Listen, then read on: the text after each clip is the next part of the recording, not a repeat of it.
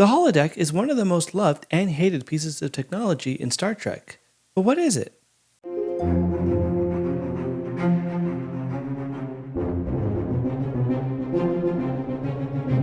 Hey Trekkies, Christian Fox here with another video for you. Today, I want to talk holodecks and answer the question, what is a holodeck? The holodeck is a room that can create 3D holographic simulations. Users can create everything from simple settings such as a forest to characters to complex interactive stories, scenarios, and yes, even shall we say, funny business, especially at Quarks. The holograms themselves are so realistic that it's almost impossible to tell that they're holograms. A small holodeck or holosuite, as they say on DS9, can make one feel that they are in large areas such as a crowded city. Holograms are created by the manipulation of photons contained within force fields.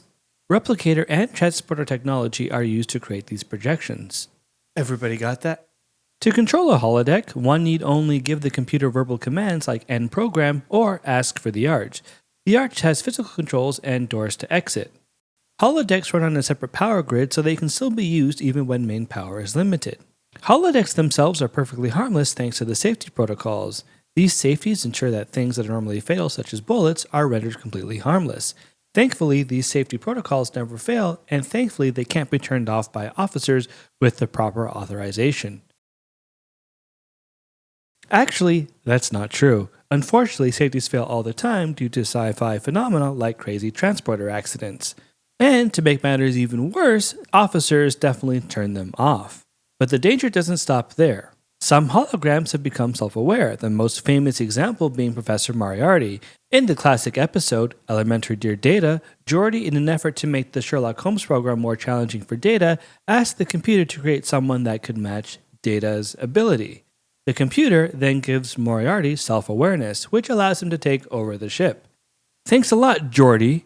Another safety feature that isn't talked about as much are the perceptual filters. These filters prevent holograms from seeing and understanding things that are not part of the program. For example, a holographic character won't notice someone calling the user from the bridge. Of course, these perceptual filters can also fail, such as the time the townspeople of Fairhaven started believing that Voyager crew members were using black magic when they saw Harry and Tom changing things in the program. But wait, there's more! Because holodecks are so real, our various heroes can find themselves trapped in holodecks and not even realize it.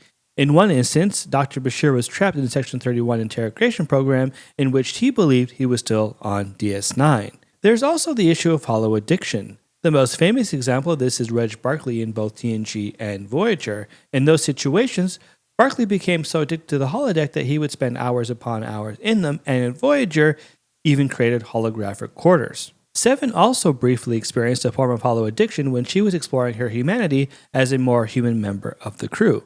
Frankly, holodecks are dangerous, and there are just too many examples of them failing or being used by bad guys to list them all. But my favorites include the time that some of the DS9 crew members were trapped in Bash's Bond-like secret program where they believed that they were characters in the program, courtesy of a transporter accident.